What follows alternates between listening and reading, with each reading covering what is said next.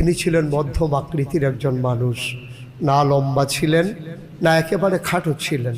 তার অনন্য বৈশিষ্ট্য ছিল যে তিনি যখন হাজারো লক্ষ মানুষের সামনে দাঁড়াতেন, হাজার হাজার লম্বা মানুষ ওনার পাশে থাকার পরেও সবার উপরে যার মাথা দেখা যেত, যিনি সবার উপরে উঁচু করে দাঁড়িয়ে থাকতেন, তিনি আমার নবী মুহাম্মদুর রাসূলুল্লাহ সাল্লাল্লাহু আলাইহি ওয়াসাল্লাম।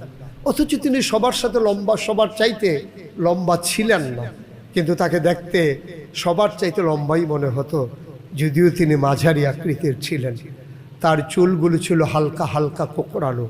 তিনি যখন তৈল দিয়ে চুলের ভিতরে আঁচড় দিতেন, তিনি যখন চুলগুলো আছড়ে নিতেন, অবাক বিস্ময়ে সাহাবারা তাকিয়ে দেখতেন, মনে হয় চুলের মাঝে যেন মৃদুমন্দ ঢেউ দেখা যায়। তার কপালটা ছিল চওড়া, তার ভ্রুগুলো ছিল জোড়া ভ্রু, তার চোখের পাতাগুলো ছিল গোলাপি রঙের গোলাপ ফুলের, ফুটন্ত গোলাপের এক একটি পাপড়ির মতো। তিনি কখনো বা যখন চোখের পলক ফেলতেন, যখন চোখের পাতাটা দুলে উঠত, মনে হতো মৃদুমন্দ বাতাসে গোলাপ পাপড়ি যেন দোল খাচ্ছে। তার চোখের দুটি অংশ, কালো অংশ একেবারেই কৃষ্ণ কালো, সাদা অংশ রক্তিমাভ সাদা। তার চোখ দুটো ছিল বড় বড় টানা টানা, তার নাকটা ছিল খাড়া, ছিদ্রগুলো ছিল ছোট ছোট, নাকের নিচে চিকন সরু গোঁফ, ঠোঁটগুলো ছিল তার গোলাপি রঙের।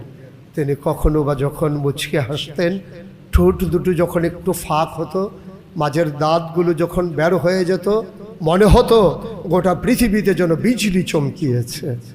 তিনি যখন কখনো বা পথ দিয়ে হেঁটে যেতেন, 1 মাস পরেও কোনো সাহাবা যখন সেই পথে হাঁটতেন, তারা জিজ্ঞেস করতেন, এ পথ দিয়ে কি আমার নবী চলে গেছেন?